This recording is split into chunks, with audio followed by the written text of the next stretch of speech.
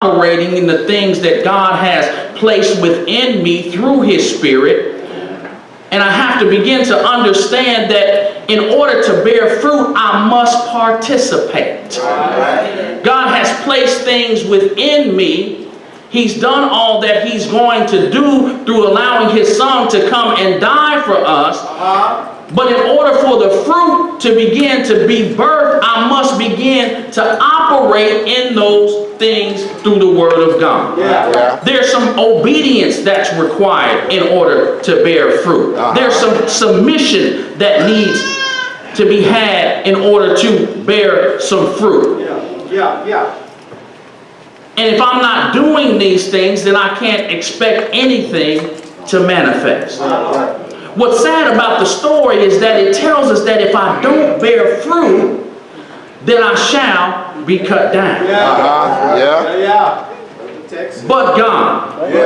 But God. Oh my God.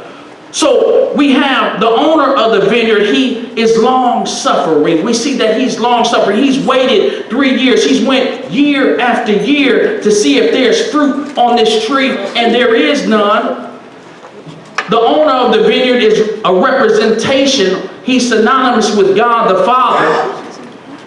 The keeper of the vineyard is synonymous with Jesus Christ. And the tree, although in this story it's representing the nation of Israel, we can see ourselves in the tree. Because I don't know about you, there have been times when I realize I haven't been giving God my all. My fruit, although it may be there, it may be underdeveloped. I may have some bitter tasting fruit. My fruit may not be able to be plucked yet.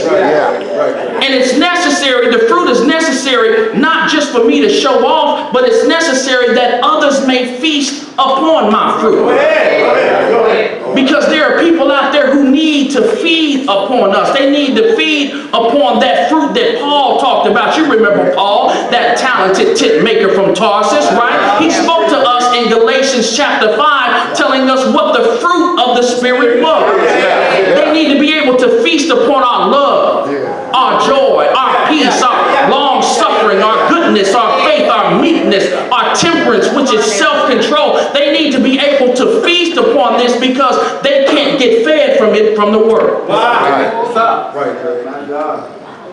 So we need to begin to operate in the things of God so we can bear this fruit, but not only so other people can feed upon it, because it feels us. The more fruit that you have in your life, the more peace and contentment that you begin to operate in yourself.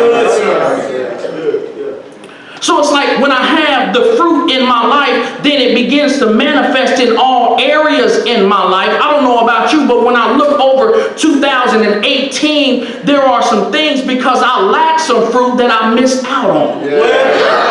Through my own procrastination, through my own disobedience, through my own unwillingness, there are some opportunities that simply will not come this way again. But if I begin to develop some of this fruit in my life, then I'll prepare myself for the next opportunity and be able to walk in whatever God has for me.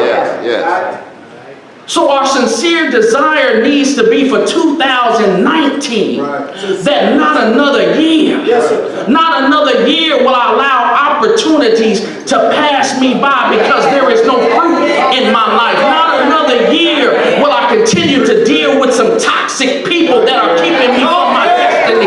Not another year will I begin to deal with a man who ain't speaking into my life. Not another year will I deal with a woman who doesn't have a vision for my life. Not another year will I not seek the promotions on my job. Not another year will I continue to walk in darkness, not operating in the things of God. Not another year.